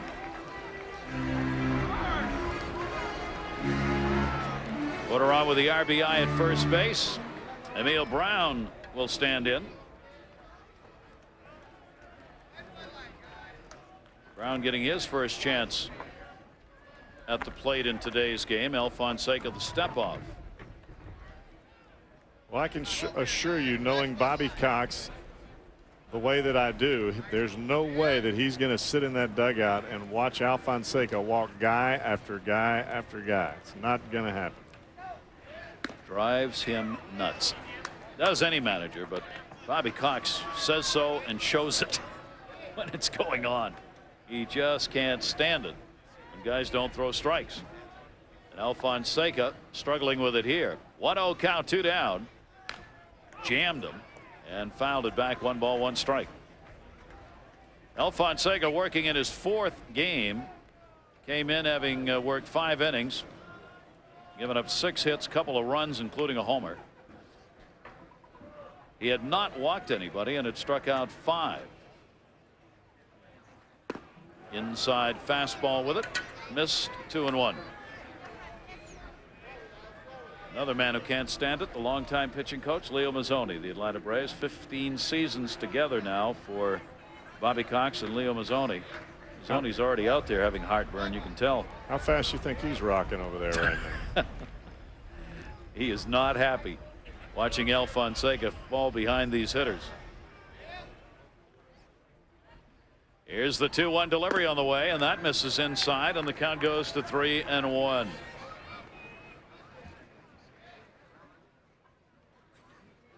Seems like every hitter that we've had come to the plate, it's either 2-1, 2-0, 3-1, 3-0.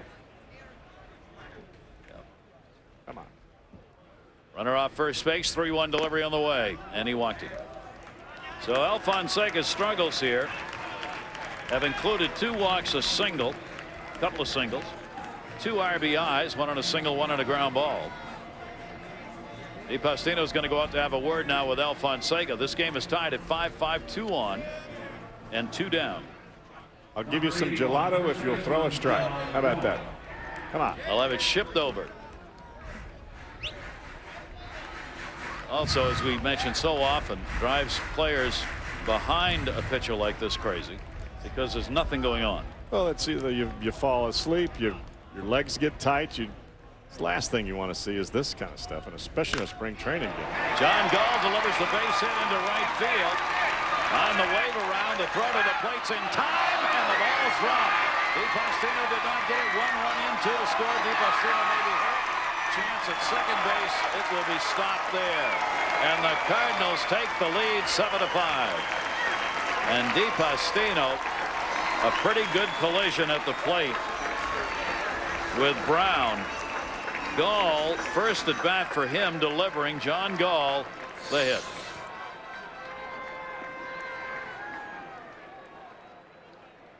Porter ran into him pretty good. Then Brown came around behind him to score.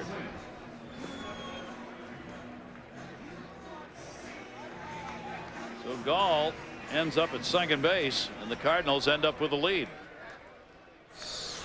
Well, in Porter's case, you've got no choice but to try to take out the catcher. The ball was there way ahead of time.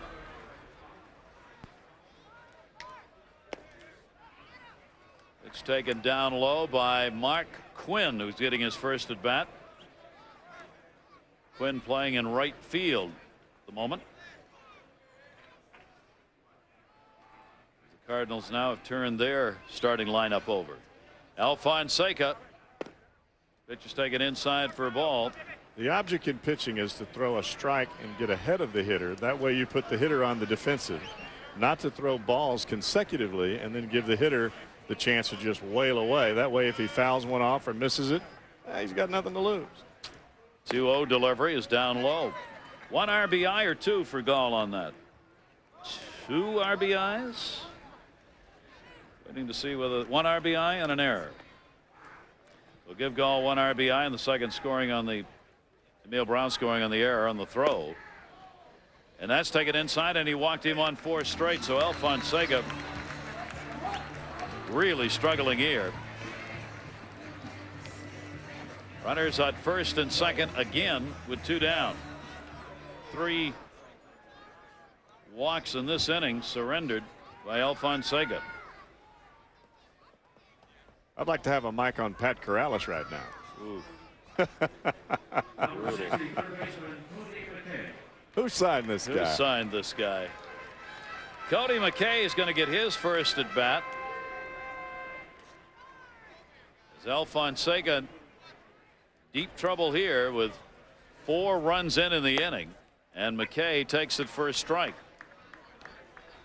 Dave McKay is on the coaching lines. His son is at the plate. And his son's got a chance. And he's not even looking at him. He's looking at the runner at first. Doing his job. That he's looking out of the corner of his eye. You bet. Almost hit his father. Put it right behind him down there at first base. Dad hollers back at him. Look out, Dad. There's the man who gave up more home runs to Mark McGwire than anyone else in baseball. Because he pitched batting practice to Mark McGwire. And Mark absolutely loved Dave McKay's BP pitches. Belt high, middle away. Thank you very much. And long gone out of the ballpark. Here's the 0-2 delivery. Runners off first and second. Alfonseca inside 1-2.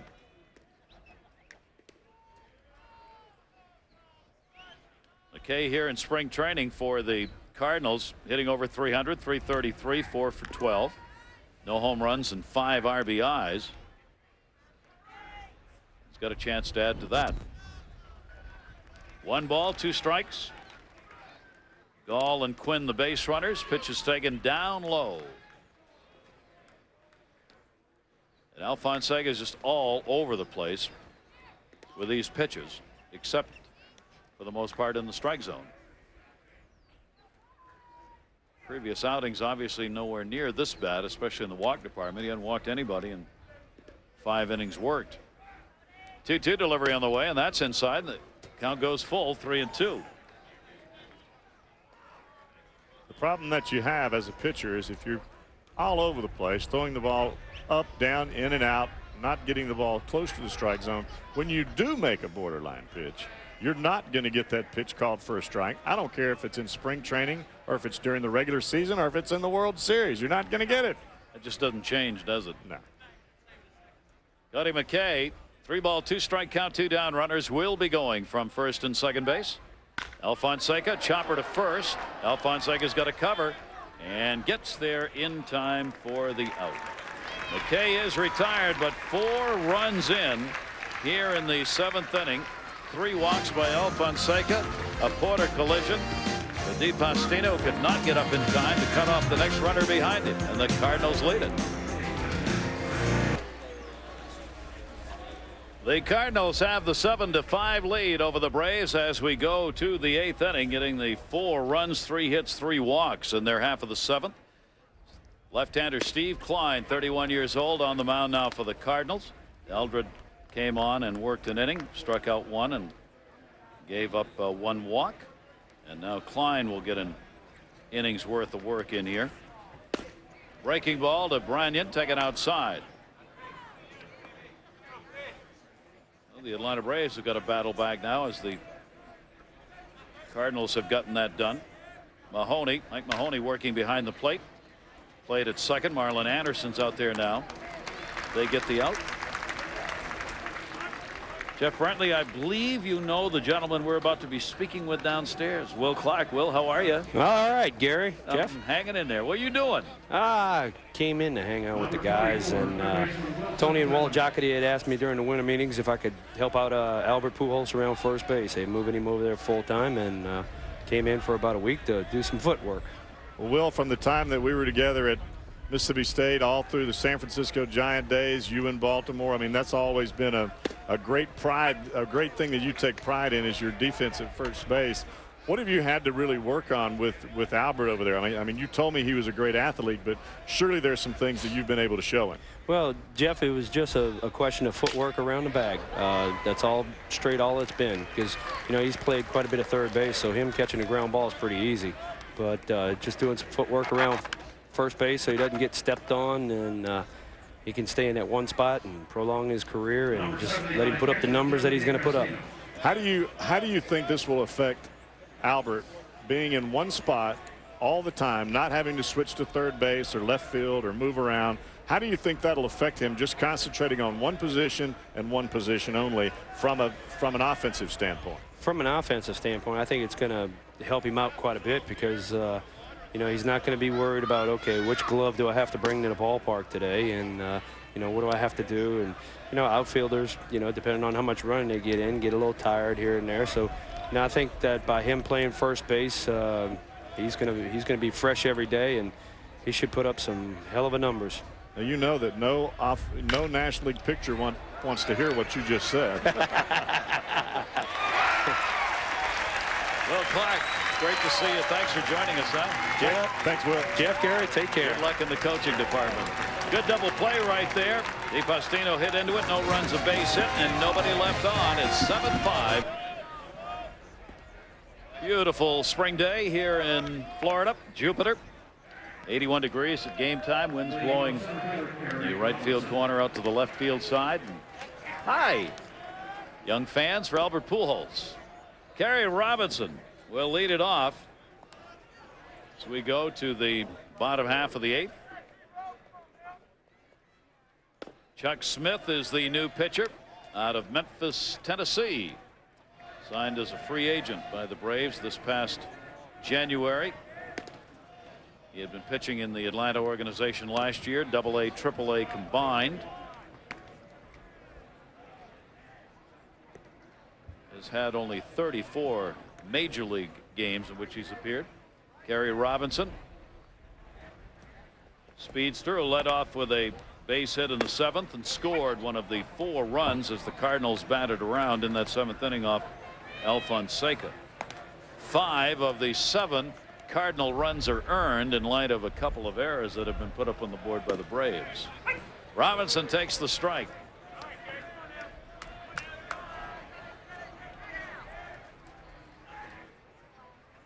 Three ball, 2 strike count.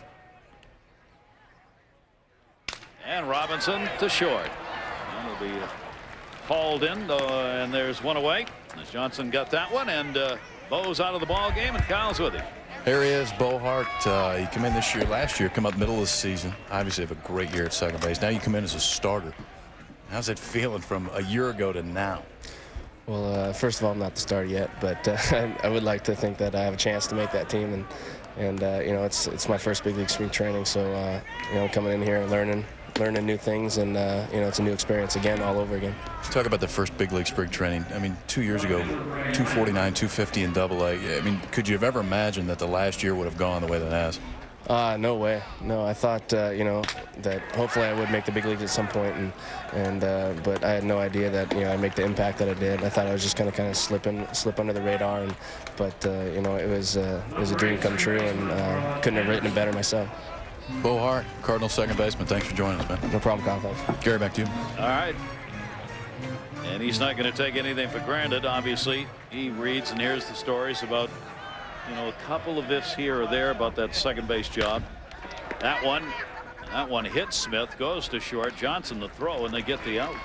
So Marlon Anderson retired. Robertson a soft line out. Langford the ground ball out, and Anderson the ground ball out. So a 1-2-3 inning here in the 8th. We're going to talk about Hall of Fame and relievers. Do the two go together? When we come back, we'll talk about that. Jason Isringhausen, the Cardinal closer, has come on to try and do just that as we go to the 9th inning with the Cardinals leading at 7-5. I can imagine that Tony La Russa and Dave Duncan are awful pleased to see Isringhausen out in spring training throwing the ball with some velocity and with some snap on that Yellowhammer breaking ball. He has had a very solid spring for the Cardinals. Izzy's working in his 4th game. He's worked 3 innings, given up nothing, no hits. He has issued only 1 walk and has struck out 3 in his previous performances. And talking with him before the game today, he just said, I'm ready, let's go. Right now he feels good. That's the mentality that you have to have as a closer. You go out there in the ball game and you've got a lead, and you should say the game is over. That's what he hopes to do. The St. Louis Cardinals this season again. He's got a new 18-month-old, not new, but an 18-month-old daughter that's taking up most of his time away from the field now. 2-2 delivery. That's where he's directing most of his attention, along with pitching and home. He said he really does feel good, probably the best he's felt in years physically. 3-2 delivery on the way and foul back. Kelly Johnson, coming off the bench, had a triple, scored a run in the 5th inning. So you mean to tell me that these guys out here on the field are not machines? They're actually men with families and feelings and all of those kind of human Well, occasionally. elements? Let's not get carried away now. We don't want to make them humans. Checking. That's right. 3-2 delivery by Isringhausen. That one down the third base side and into the seats. 6,712 the attendance here today. Sometimes I think that gets misconstrued. Yeah. There are guys working at an incredible job, making magnificent money and all that. Every player out there has got a mama and daddy somewhere pulling for them. Yeah. A lot of them with little kiddies pulling it home. 3-2 delivery. Foul back again by Johnson. We talked about Johnson trying to make an impression. Minor league ball player. He had to have caught your eye today with a triple he picked up, even though he got called out on strikes. He's had his 3 at bats. He's hung in there and certainly does not look like he's been outclassed. 3-2 delivery. Fastball to him. He's gone.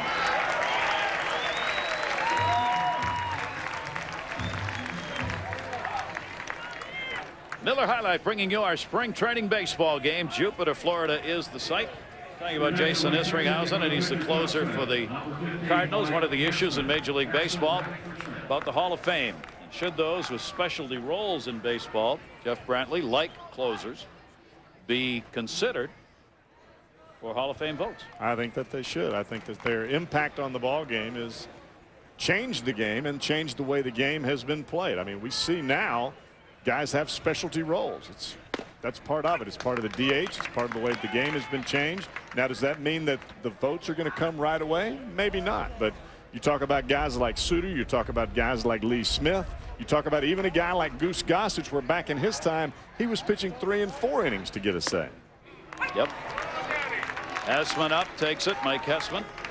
Career save leaders, Lee Smith, John Franco, still pitching, of course, for the Mets. Dennis Eckersley and Jeff Reardon. Eckersley practically changed the game. Yeah. And he was a great starter, of course, before he ended up moving to the bullpen and moving into that relief role. Mike Hessman, first at bat, 0-2 count, 1 down. Isringhausen trying to wrap it up for the Cardinals in the 9th. He's got his second strikeout with a bender. So I guess he was right when he said, I'm ready. He really looks ready, doesn't he? Sounds ready. He's just, he's going to have a very strong season if the Cardinals can get to him in that relief role. It's kind of a tough situation. You come up, you get to come to big league camp, you take the road trip, you're on the Atlanta Braves. Bobby Cox is watching you. He puts you out there to pinch hit, and you got to face Jason Isringhausen, and he is game ready. Jorge Valendia has gone the distance in this ball game. Valendia takes that one for a strike and not real happy about it. Valendia has scored one of the runs. Braves had the lead early, down 7-5 now, and down to their final out. And swing, 0-2 count, 2 down. Let's check those Atlanta bats for holes. Yikes. A 2-game stand here between these two teams in spring training baseball. Braves were shut out 2-0 yesterday on 3 hits, and the Cardinals with a 7-5 lead in this game. You get Steve Klein back throwing the ball the way he was before last year. Cal Eldred throwing the ball the way he was last year, and Isringhausen throwing the ball the way that he's throwing it today. You can shorten the game about 3 innings. Matt Morris, good job. Run on 5 hits over 4. Eldred, Klein, Isringhausen have all been very effective. That one hit in the left field and fairly deep. Langford going back and looking, and goodbye home run. Not done yet. Jorge Valendia delivers the homer with 2 down here in the 9th inning. And it is a 7-6 game. And the Braves not going to go quietly here in the spring training game in Jupiter. Taking nothing away from Jorge Valendia and this ball hit out of the ballpark, but I don't think there's any other place in America on this kind of day that ball is a home run in a ballpark. The wind is blowing out. How fast do you think that is? Couple of 20 miles an hour? It's got to be a good 20 knots, yeah. 20 knots. In Florida, you have to use nautical terms. I got you. I got you. Anyway, the short way to say is that was a wind-blown homer. How about that? Thank you so much. Gary Matthews in the off-speed delivery. Still 2 down with a 7-6 game now. Cardinal lead cut to 1. What's the chances of Isringhausen giving him one out over the plate that he can do the same thing with? None. Zippo. Gary Matthews Jr. down and away on that one, 0-2. Ramirez for Atlanta, 3 runs, 5 hits over 4 innings. The starter there. Trey Hodges had a very good day. Alfonseca was awful. Chuck Smith came in and worked an inning. 0-2 delivery. Swung out and missed. Cardinals win it 7-6. Ended up striking out the side here in the 9th inning. A run on a hit. The home run by Jorge Valendia. The Cardinals go 6-7 on the spring. And Atlanta 5-9. There are your totals. Eldred the winner, Alfonseca the loser. Isringhausen gets the save. The Cardinals win it, and we'll be right back. ESPN2 Spring Training Baseball presented by Miller High Life. Miller High Life, to live simply, proudly, boldly, manly. This is the High Life. And in part by ESPN Major League Baseball, the video game. And Sears, it's time to... Reasons the great weather. Cardinals win this one 7-6. Eldred the winner. Alfonseca. Isringhausen involved. Florida Marlins. We will be right back here tomorrow. The Baltimore Orioles. Lee Mazzilli, their new skipper, and the Florida Marlins go at it. ESPN 1 o'clock is game time. For Kyle Peterson and Jeff Brantley, I'm Gary Thorne. Thank you all for joining us here in Jupiter, Florida. ESPN News is coming up next. Have yourself a great night, everybody, and hope you enjoy spring.